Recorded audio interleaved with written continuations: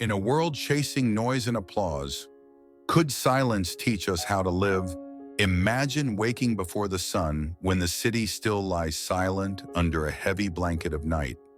In a small, sparsely furnished room, the most powerful man in the known world sits alone, not in royal splendor, but in humble solitude. A candle flickers. A quill scratches across parchment. The man is Marcus Aurelius, emperor, philosopher, soldier, and student of life.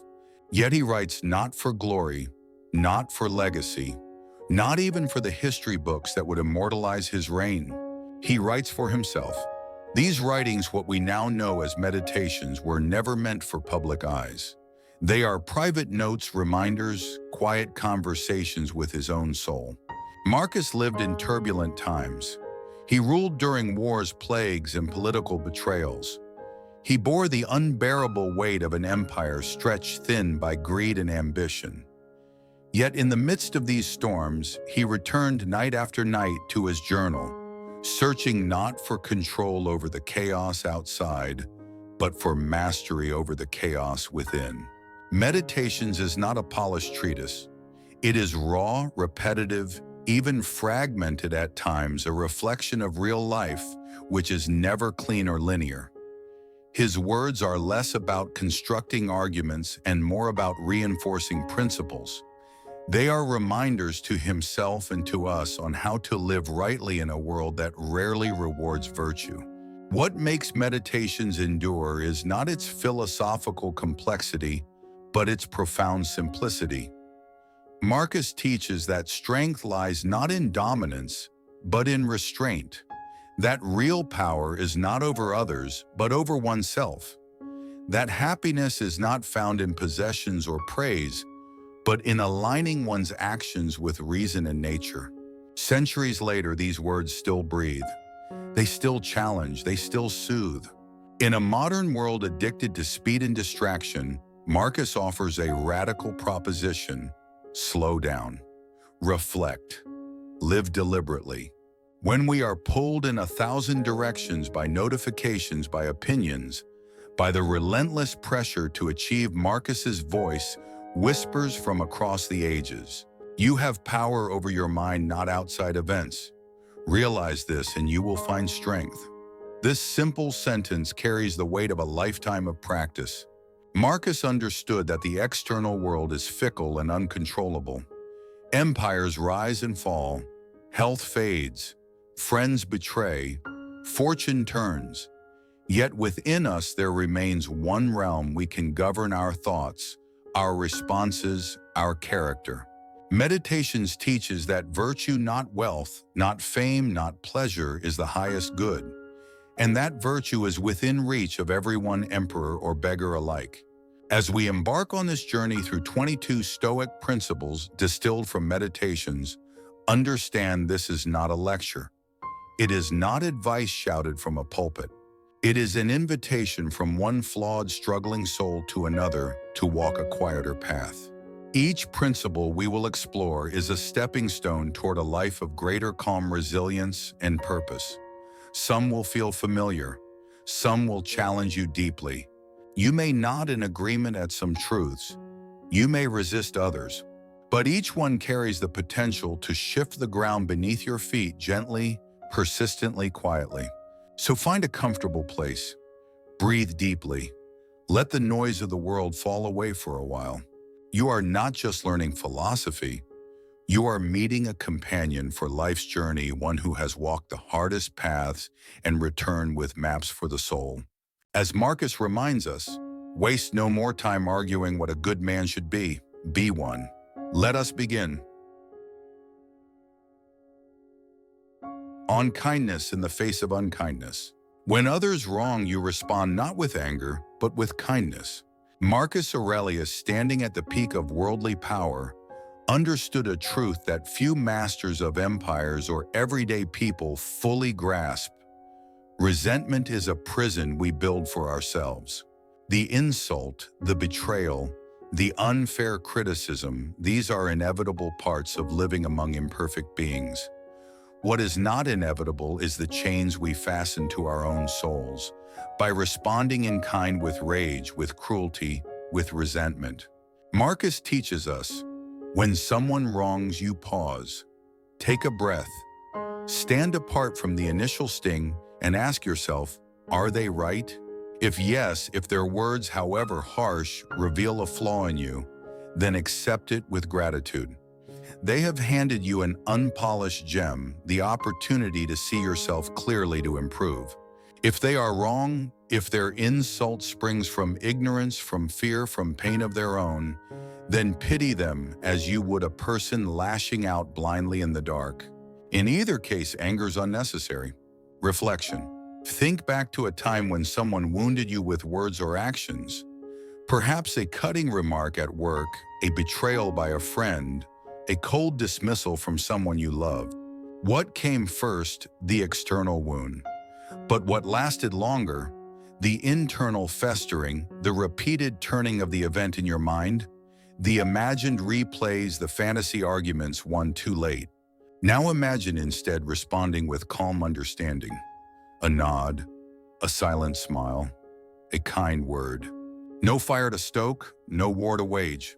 Marcus wrote,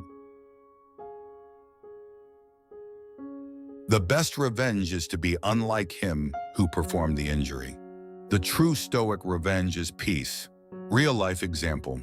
Consider Viktor Frankl, a man imprisoned in the brutal concentration camps of Auschwitz, stripped of dignity, stripped of freedom, stripped even of his name. And yet he discovered something extraordinary. The guards could not touch his soul without his permission. Between the cruelty of the stimulus and his response, he found a space. In that space lay his last freedom to choose forgiveness, to choose meaning, to choose kindness in the face of inhumanity. Frankl later wrote, "Everything can be taken from a man, but one thing, the last of human freedoms, to choose one's attitude in any given set of circumstances." Marcus's wisdom echoes across time to Frankl's realization. You are harmed not by others' actions, but by your response to them. You alone decide whether the insult touches your soul or falls away powerless. Expect the existence of evil. Evil exists. Marcus reminds us, just as thorns exist on roses. It is naive and dangerous to walk into a rose garden and be surprised by the presence of thorns. Similarly, it is foolish to move through life expecting to find only goodness, honesty, kindness. Human beings are flawed. We are imperfect. Greed, envy, cruelty, these are part of the human condition. To expect otherwise is to prepare yourself for disappointment at every turn. Marcus advises, when you wake each morning, tell yourself, today I shall meet with interference, ingratitude, insolence, disloyalty, ill will, and selfishness, all of them due to the offender's ignorance of what is good or evil. This is not pessimism, it is preparation. It does not encourage cynicism or coldness, but instead equips you with armor and emotional shield. You will not be wounded because you expected kindness and were met with malice. You will simply acknowledge it and move forward unshaken. Reflection. When a storm comes, a wise sailor does not curse the sea. He adjusts his sails. He rides the wind as it is not as he wishes it to be. Likewise, when betrayal comes, as it must, the wise person does not collapse in despair. They adjust the sails of their heart and move on. Every morning, Marcus prepared himself. Today, I will meet with ignorance. Today, I will meet with pettiness. Today, I will meet with selfishness. Not because the world is wicked, but because it is human. Real-life example. Think of Abraham Lincoln. Throughout his political career, Lincoln was insulted, mocked, betrayed. He faced opposition not just from enemies, but from supposed allies. Yet Lincoln was known for his extraordinary patience, a patience born not of weakness, but of expectation. He understood human beings, even well-meaning ones, falter. He made room for that in his leadership, holding firm to principle while forgiving frailty. His greatness was not that he avoided the thorns, but that he navigated through them with grace. Daily practice. Tomorrow morning as you rise, speak softly to yourself. Today I will meet ingratitude. I will meet selfishness. I will meet ignorance. And I will not be surprised. Set this expectation not to harden your heart, but to prepare it. Kindness is not naivety. Patience is not weakness.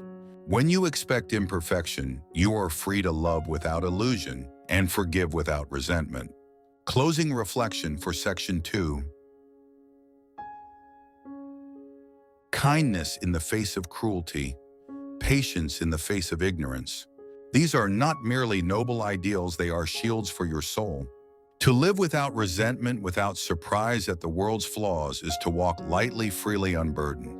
As Marcus teaches us, if you are distressed by anything external, the pain is not due to the thing itself, but to your estimate of it, and this you have the power to revoke at any moment. Kindness, preparation, freedom, the first steps on the Stoic path. Interpretation is everything. In life, it is not the things themselves that disturb us, but our judgment about them. This idea from Marcus Aurelius, quietly radical, forms the bedrock of Stoic resilience. Events themselves, loss, betrayal, failure, are neutral. It is we who label them good or bad, fortune or misfortune. We carry the seeds of suffering within us, planting them through interpretation. If this seems strange, consider two people lose their jobs on the same day. One falls into despair, feeling worthless and abandoned. The other sees a chance to pursue long-suppressed dreams. The same event, two different lives. The difference lies not in circumstance, but in perception. Reflection.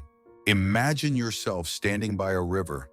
Suddenly, a great log comes rushing downstream toward you.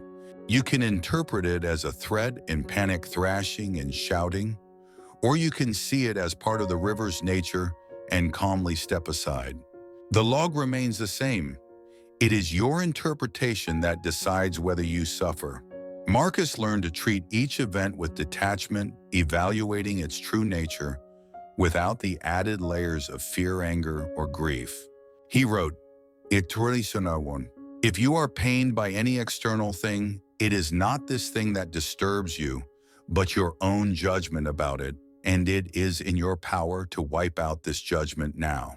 Freedom then is internal. It is not granted by governments or gods. It is seized by mastering your mind. Real-life example. Nelson Mandela spent 27 years in prison for his beliefs. It would have been easy, natural, even to interpret his captivity as a wasted life, as injustice without redemption. But Mandela chose differently. He interpreted his suffering as preparation. He interpreted isolation as a furnace forging resilience. Upon his release, he did not emerge bitter. He emerged ready to reconcile, to lead, to heal. His circumstances did not define him. His interpretation did. Daily practice. When you face frustration, a traffic jam, a rude comment, a personal setback, pause. Ask yourself, what story am I telling myself about this event? Is there another way to view it? Is this truly harmful or just unpleasant? Shift your interpretation. Choose one that empowers you. The event may not change, but you will. Mind over body. Your mind should rule, not your body. Marcus lived in a time without modern medicine, without anesthesia, without the comforts we take for granted. Pain was a constant companion. Yet he taught the body's demands, hunger, fatigue. Pain must not rule the mind. Why? Because the mind is what makes us human. Animals are ruled by sensation. They flee pain and chase pleasure without thought. But human beings are gifted with reason. And reason allows us to endure suffering with dignity or to avoid being enslaved by temporary desires. Reflection.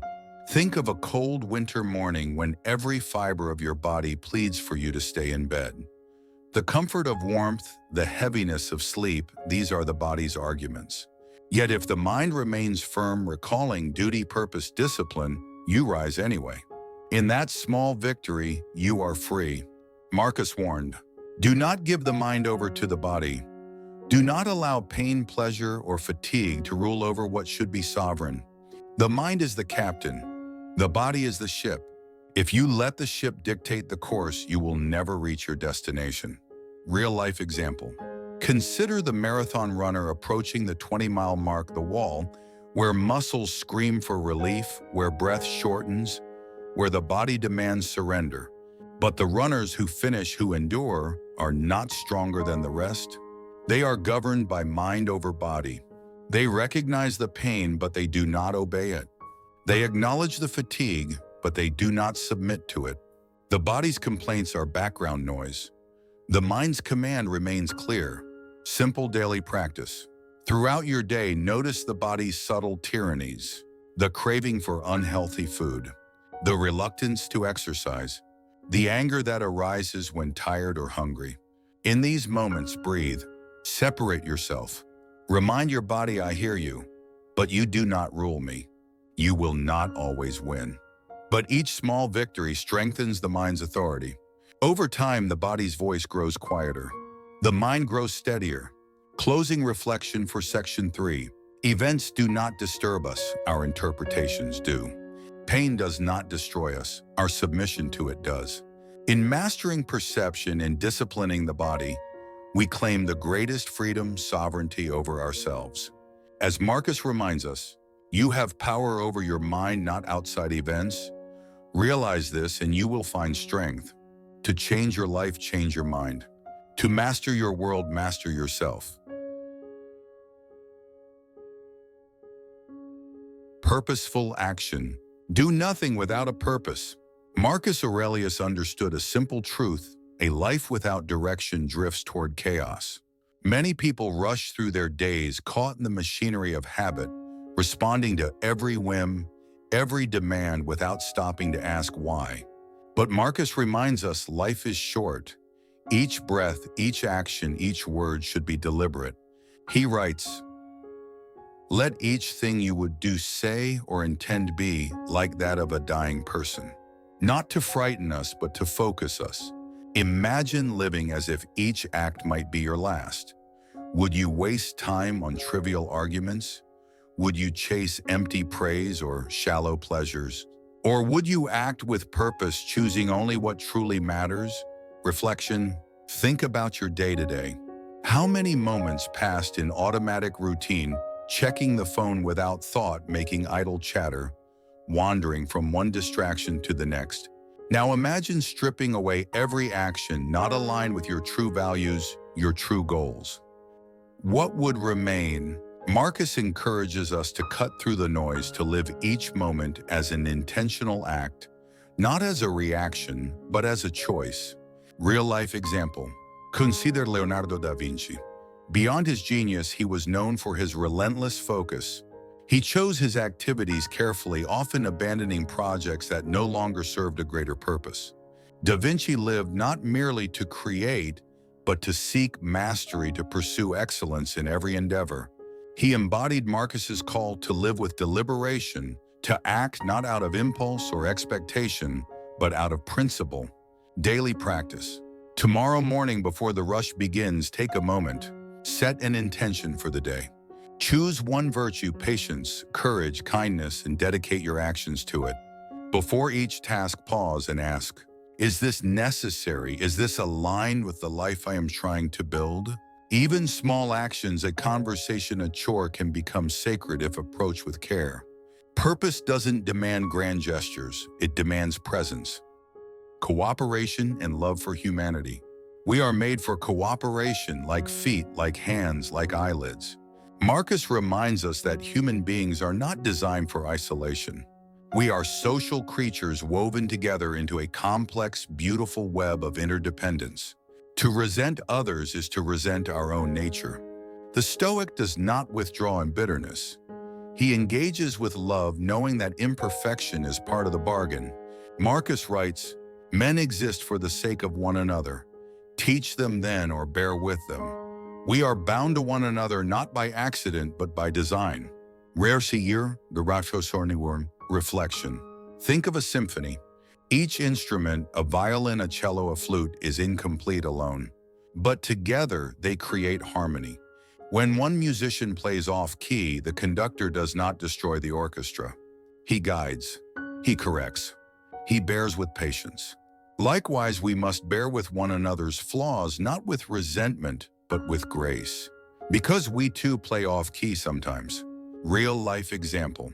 Nelson Mandela understood this profoundly. After 27 years in prison, he emerged not seeking vengeance, but reconciliation. He once said, "If you want to make peace with your enemy, you have to work with your enemy. Then he becomes your partner." Mandela chose cooperation over bitterness, unity over division. In doing so, he transformed a fractured nation. Marcus would have admired his spirit, a spirit that understands we are stronger together even, and especially when it is hard. Simple daily practice.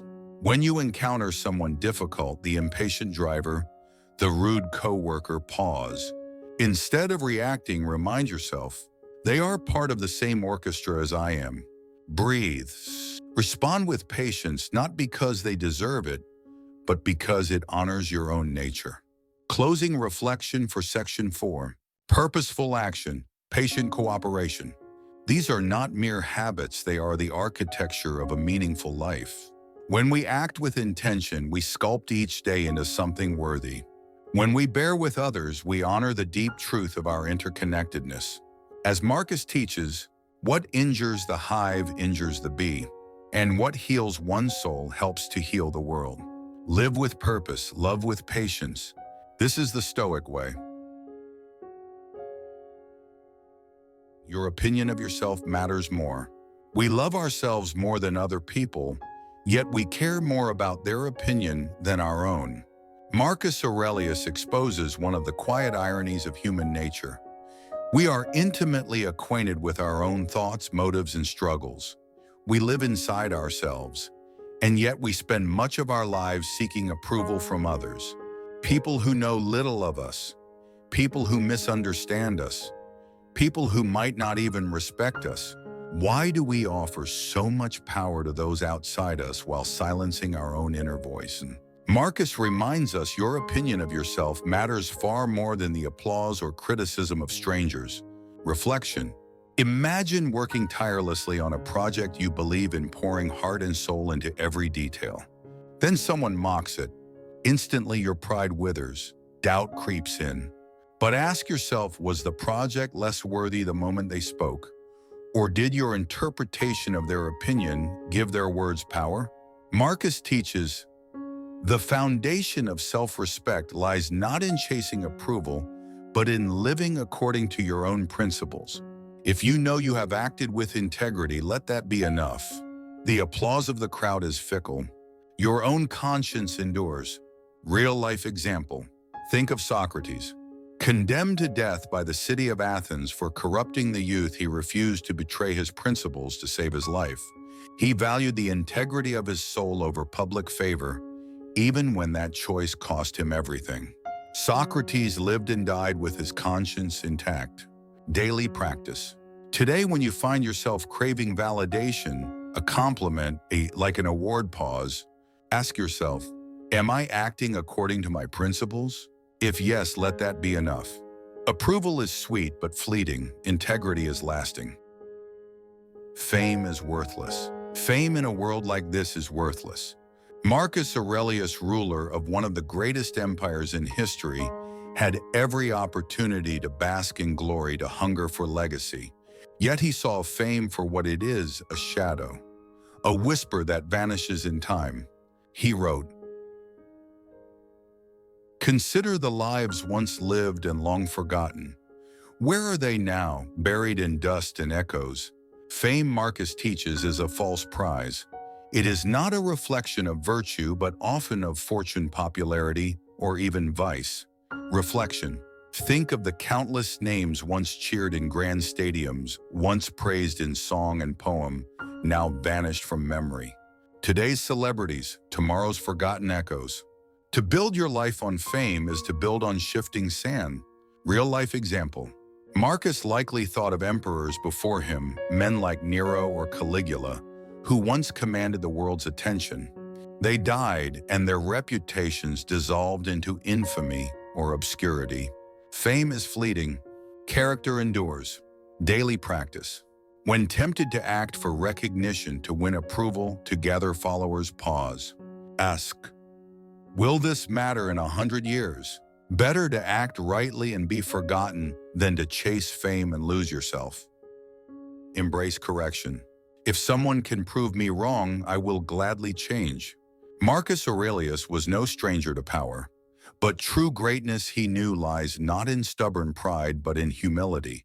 To admit error is not weakness, it is wisdom.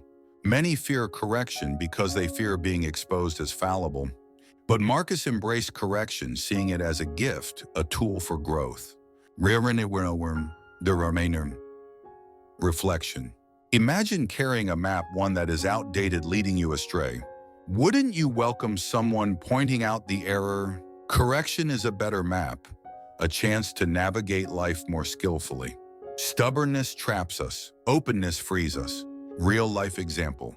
Abraham Lincoln famously filled his cabinet with rivals, men who had opposed him, criticized him.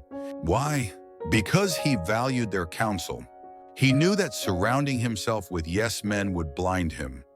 True strength lies in seeking and accepting correction. Simple daily practice.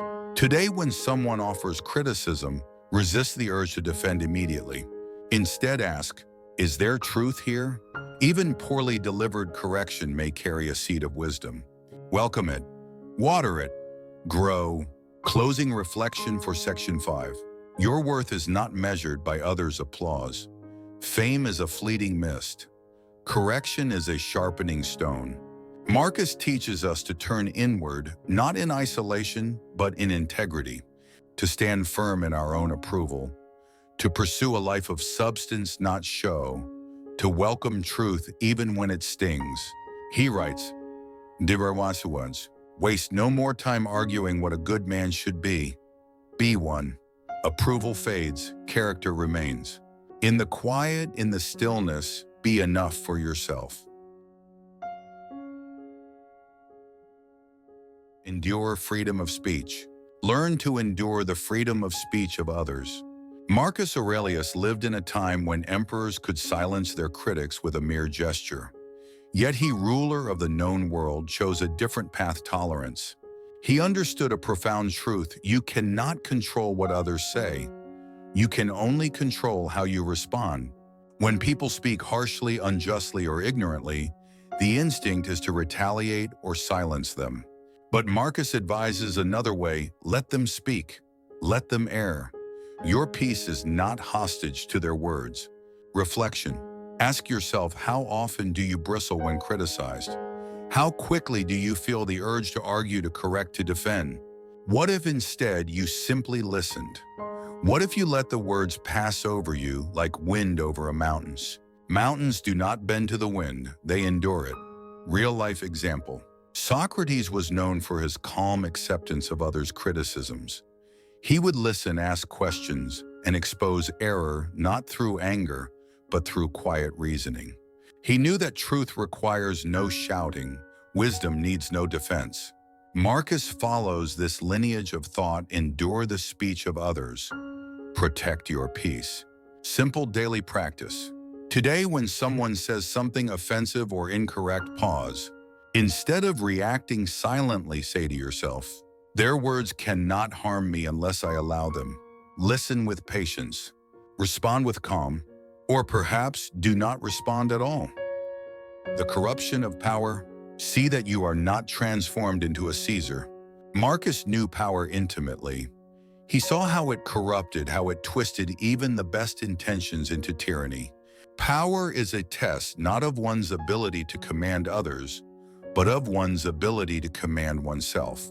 Marcus warns, see that you are not dyed with the purple stain of the emperor. Purple, the color of royalty, was a symbol of power, but Marcus feared it. He feared becoming what the position could make of him: arrogant, disconnected, cruel. Reflection. Power reveals character. It exposes who we truly are. Many crave power thinking it will free them, but it often enslaves them to pride, to greed, to vanity. Marcus chose humility even on the throne. He slept on a hard bed. He wore simple clothes. He addressed others with respect.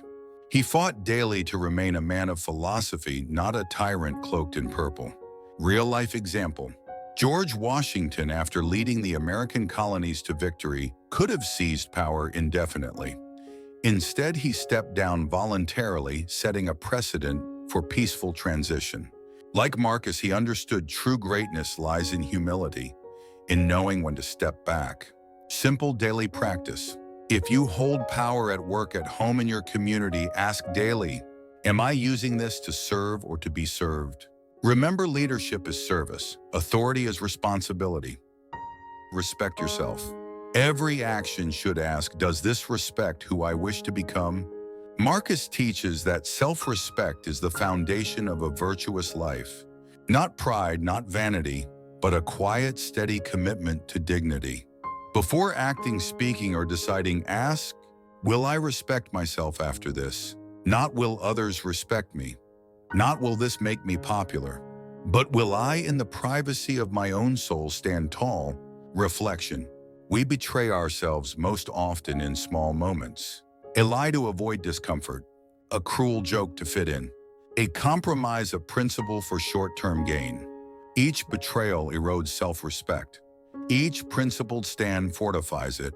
Marcus reminds us, no man is harmed by another's actions. He is harmed by his own actions. Your integrity is yours alone to keep or surrender. Real-life example. Think of Malala Yousafzai, who even under threat continued to advocate for girls' education. She chose self-respect over fear, even when the cost was high, even when silence would have been safer. Simple daily practice. Before any significant action or decision, pause. Ask, will my future self thank me for this? Let self-respect be the compass. Anger is weakness. There is nothing manly about anger. In Marcus's time, as in ours, anger was often mistaken for strength. A raised voice, a clenched fist, an intimidating glare. But Marcus saw the truth. Anger is not power, it is loss of control. True strength lies in calmness and mastery over impulse. Reflection. Anger is easy, calm is hard. When provoked, it takes no effort to lash out. It takes great discipline to pause, breathe, and respond with reason. Marcus writes, keep yourself simple, good, pure, serious, unpretentious, a friend of justice, God-fearing, kind, full of affection, strong for your proper work. Nowhere does he glorify rage. He glorifies calm persistence. Real-life example. Consider the Buddhist monk Thich Nhat Hanh. During the Vietnam War, when his country was torn apart by violence and hatred, he advocated for non-violence and compassion. He taught, when another person makes you suffer, it is because they suffer deeply within themselves. Thich Nhat Hanh, like Marcus, understood anger adds suffering to suffering. Only calm breaks the cycle. Simple daily practice. Today, if anger rises, pause. Take a slow breath. Ask, will this anger improve the situation? Choose calm. Choose strength. Closing reflection for Section 6. Endure the words of others. Wield power with humility. Respect yourself in every action. Master anger through calm. Marcus teaches us that the Stoic path is not grand or loud. It is quiet. It is steady. It is disciplined. He reminds us, the impediment to action advances action. What stands in the way becomes the way. In mastering ourselves, we master life. The obstacle is the way. The impediment to action advances action. What stands in the way becomes the way. Marcus Aurelius teaches that obstacles are not hindrances, they are the path itself. When we encounter difficulties, the instinct is to retreat, to curse our bad fortune. But Marcus invites us to view them differently, as teachers, as necessary companions on the journey to wisdom. Every obstacle, every hardship is raw material for growth. Reflection. Think of water meeting a rock. It does not resist, it does not turn back. It flows around over or through. Over time, the water shapes the rock itself, softening its edges, carving paths through mountains. So too must we meet obstacles, not as walls that block us, but as rivers that shape us. Real-life example. Jocko Willink, a former Navy SEAL, summarizes this Stoic principle with one word: good. Lost your job. Good a chance to find something better. Failed a project. Good an opportunity to learn. Injured. Good time to train another part of yourself. It's not about celebrating misfortune, but about recognizing that every setback contains within it the seeds of future strength. The obstacle is not in the way, it is the way. Daily practice. When a problem arises today, no matter how small, pause. Say to yourself, good. What can I learn from this? Shift your focus from frustration to adaptation. In time, this habit will transform how you face every challenge. Adversity is inevitable. Fate will throw misfortunes your way. It's not personal. Marcus Aurelius reminds us adversity is a law of life. It is not targeted at you. It is not a punishment. It is part of the nature of existence woven into the fabric of the universe. To rail against it is as futile as cursing the rain or the wind. Marcus writes, "Do not pray for an easy life. Pray to be stronger men." Hardship is not optional, but how we meet it is. Reflection. Imagine a tree standing alone in an open field. It faces wind from all directions. Storms batter it, seasons test it. But these trials strengthen its roots, thicken its bark, and teach it resilience. Without adversity, the tree would be weak, easily toppled. So too with us. The easy life does not make us better, it makes us soft. It is struggle that chisels strength from our character. Real-life example. Helen Keller, born deaf and blind, faced barriers that would have stopped most. Yet she wrote, "Although the world is full of suffering, it is also full of the overcoming of it." She learned to read, to write, to speak, transforming her limitations into her legacy. Her adversity became her advantage. Marcus would say it was not despite her suffering, but because of it that she grew so strong. Simple daily practice. When hardship comes, a harsh word, a difficult task, an unexpected loss, greet it. Say, "I expected you, welcome." This is not resignation, it is readiness. It transforms suffering into training. It turns wounds into wisdom. Closing reflection for Section 7. Obstacles refine us, adversity strengthens us. The Stoic path is not to avoid difficulty, but to embrace it, knowing that each hardship is shaping us into who we are meant to be. Marcus teaches, the art of living is more like wrestling than dancing. It stands ready for what comes and is never thrown by anything unexpected. You cannot choose the challenges life will offer, but you can choose to meet them with open arms and a steady heart. The obstacle is the way. Everything has happened before. Whatever happens has happened before and will happen again. Marcus Aurelius, surveying the vast stretch of human history, saw clearly, there is nothing new under the sun.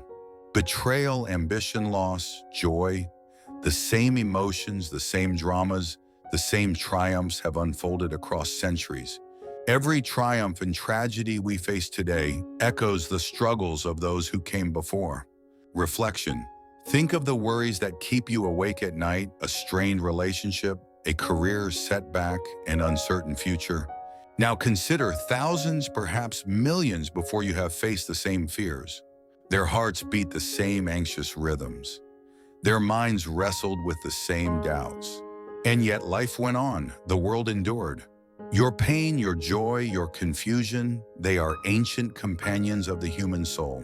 There is great comfort in this. You are not alone in your struggles.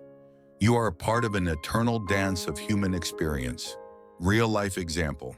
Marcus often reflected on past emperors, Julius Caesar, Augustus, men whose names once echoed across the empire, whose deeds filled the histories. And yet in his time, they were reduced to memories, to faded statues and crumbling monuments. Their passions, their glories, their fears all gone. This perspective freed Marcus. He saw that fame, fortune, and even failure were fleeting. What mattered was not the applause of history, but the virtue of the present moment. Daily practice. When overwhelmed by a problem, pause and ask, how many before me have faced this? Let the weight of history humble you and comfort you. This is not the first sorrow. It will not be the last. But you can choose how you face it. Limit yourself to the present. Do not waste what remains of your life in speculating about others or in fantasies about the future. Marcus Aurelius returns again and again to one simple command: live now. The past is gone. The future is not yet real. Only the present moment belongs to you. Most suffering comes not from what is, but from what was or what might be. Regret drags us back. Anxiety pulls us forward. But peace, true peace, lives only here.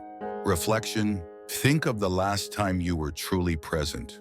Perhaps a quiet walk in nature, a deep conversation with a friend, the simple act of watching the sunset. In those moments, worry faded, time slowed. You were fully alive. Marcus teaches that we do not need to seek extraordinary moments to find peace. We need only to dwell deeply in the ordinary ones. Real-life example. The philosopher Seneca, a contemporary of Marcus's era, wrote, "We suffer more often in imagination than in reality." He meant that the mind, when untrained, drifts into fears that may never materialize. Marcus understood this. By tethering his mind to the present, he freed himself from the endless tug of yesterday and tomorrow. Simple daily practice. Take a few minutes each day to practice presence. Choose an ordinary moment: drinking tea, washing your hands, feeling the breeze. Focus entirely on the sensations. When your mind wanders, gently return. The present is a refuge, but only if you enter it fully. Closing reflection for Section 8. History humbles us, presence grounds us. Marcus Aurelius teaches that to live wisely is to live now, not in the memories of the past or the fantasies of the future. He writes, "Concentrate every minute like a Roman on doing what's in front of you with precise and genuine seriousness. In each moment, we have the power to choose focus, to choose peace. The past cannot be changed. The future cannot be controlled. But this breath, this thought, this choice is yours. Dwell in it. Do not seek applause. To work for applause is to have already surrendered." Marcus Aurelius warns us of a subtle trap: the desire for recognition. It is natural to want approval, to want to be seen, admired, praised. But Marcus teaches that when you act for applause, you lose control over your life. You become a puppet, your strings pulled by the shifting opinions of others. Instead, he calls us to work for virtue's sake alone. Waste no more time arguing what a good man should be. Be one. Reflection. Imagine an artist painting a masterpiece.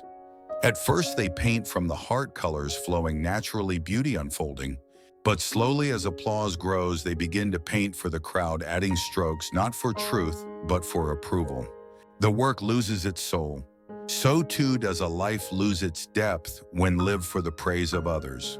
The Stoic path is clear: do good, be good, and let the world think what it will. Real-life example. Marcus himself, though emperor, lived simply. He wore plain clothes. He ate modest meals. He wrote for himself, not for history's applause. His meditations were never meant to be published. They were private notes, reminders to stay true even when surrounded by the temptations of fame. In this, Marcus showed that greatness lies not in being known, but in being right with oneself. Daily practice. Before any action today, pause and ask, am I doing this because it is right or because I want applause? If it is right, proceed. If it is for show, reconsider. Let virtue be the goal. Let praise be incidental. Wealth is indifferent. Wealth is neither good nor bad, it is indifferent. To Marcus Aurelius, wealth was a tool, no more, no less. It can be used for good, it can be used for ill. But it holds no value in itself. True wealth, he teaches, lies in character, not in coins. Reflection. Think of fire. It can warm a home or destroy it. The fire is neither good nor bad. Its value depends on how it is used. Wealth is the same. In the hands of a wise person, it becomes a blessing, used to build, to help, to heal. In the hands of a fool, it becomes a curse, feeding greed, pride, corruption. Marcus warns, receive wealth without arrogance. Be ready to let it go without regret. Real-life example. Consider the philosopher Diogenes. He owned almost nothing yet was rich in freedom and clarity. Alexander the Great, one of the wealthiest men of his time, once visited Diogenes and asked if he could do anything for him. Diogenes replied, "Yes, stand out of my sunlight." Diogenes needed nothing Alexander could offer. His wealth was internal, unshakable. Marcus understood this truth. Daily practice. Reflect on your possessions. Ask, if I lost this, would I lose myself? Detach. Own things, but do not let things own you. Acceptance and letting go. Accept what is beyond your control and let it go. Marcus Aurelius teaches that serenity comes not from controlling the world, but from accepting it. There are things we can change, our actions, our thoughts, our character.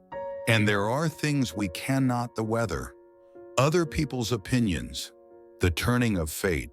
Wisdom lies in knowing the difference. Reflection. Imagine holding a rope tied to a wild horse. The harder you pull, the more it drags you, bruises you, exhausts you. But if you let go, you are free. Clinging to what you cannot control is like holding that rope. Letting go is not giving up, it is choosing peace. Marcus reminds us, you have power over your mind, not outside events. Realize this and you will find strength. Real-life example. Epictetus, a Stoic philosopher Marcus admired, was born into slavery. He had no control over his body, his circumstances, or his treatment, but he realized he could control his mind. He accepted what he could not change. He mastered what he could. In doing so, he found freedom even in chains. Simple daily practice. Each night, review the day. What did I cling to today that was beyond my control? Gently, without judgment, imagine letting it go. Feel the lightness that follows. Closing reflection for section 9. Seek not applause, seek virtue. Chase not wealth, chase character. Cling not to control, cling to peace. Marcus teaches that the Stoic life is one of profound freedom. Not freedom from difficulty, but freedom from unnecessary suffering. He writes, receive without pride, let go without attachment. In a world obsessed with praise, possessions, and power, the Stoic stands apart. Quiet, steady, free. End each day with reflection. At the end of each day, take time to review, what did I do well? What could I have done better? Marcus Aurelius did not believe in the unexamined life. He saw each day as a lesson and the soul as a student. Reflection is not judgment. It is not harsh or cruel. It is gentle correction, a way of steering back onto the path when we wander. Marcus teaches that nightly reflection strengthens the soul as exercise strengthens the body. Let no act be done without a purpose, nor otherwise than according to the perfect principles of art. Just as an artist refines his technique over time, the Stoic refines his character through daily practice, daily reflection. Reflection. Imagine a ship sailing without course correction. Even a slight drift, if unchecked, will lead it far from its destination. Reflection is the hand on the rudder gently adjusting. It is not about punishing mistakes, it is about noticing them, understanding them, and choosing differently tomorrow. Real-life example. Benjamin Franklin, though not a Stoic, embraced a similar practice. Each night he reviewed his day, asking himself, what good have I done today? Over time, these small, consistent reflections built the foundation of a life admired for its wisdom and virtue. Simple daily practice. Each evening, find a quiet moment. Ask him, what did I do today that aligned with my values? Where did I stray? How can I improve tomorrow? Write it down if you wish. What matters is not perfection but progress.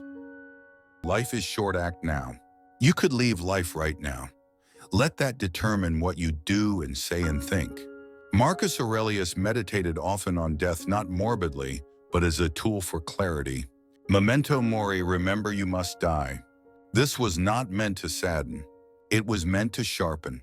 When you realize that life is finite, petty concerns lose their grip. Arguments, pride, procrastination, they fall away, revealing what truly matters.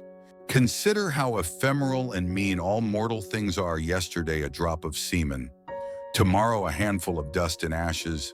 Life is not promised. Tomorrow is not guaranteed. Now is all we have. Reflection. Think of how carefully we spend money, yet how carelessly we spend time. Money can be earned back. Time cannot. Marcus teaches us to treat each day as a precious coin, to spend it only on what matters. Real-life example. The Stoic philosopher Seneca wrote, "It is not that we have a short time to live, but that we waste a lot of it." He advised living as if each day were a complete life, full, deliberate, intentional. Marcus followed this advice. He faced sickness, war, betrayal, yet each day he returned to his principles. Because he knew this could be the last day, and if it were, would he be at peace with how he lived it? Simple daily practice. In the morning, remind yourself, today could be my last. Not to create fear, but to create focus. Let this thought purify your decisions. Spend time on what matters: kindness, courage, wisdom, love. Leave the rest. Closing reflection for section 10. Reflect each day. Live as if death is near, not in dread, but in gratitude. Marcus Aurelius teaches that the art of living is not in avoiding death, but in embracing life fully, moment by moment. Do not act as if you were going to live 10,000 years. Death hangs over you. While you live, while it is in your power, be good. The end will come, but until it does, live rightly. Love deeply, speak truthfully, act nobly. And when death comes, it will find you ready, not clinging, not mourning, but smiling at a life well lived. Take a deep breath. Let Marcus's words settle in your soul. Reflect. Live deliberately. If this journey resonated with you, walk it with us. Subscribe, reflect, return whenever your soul seeks stillness again.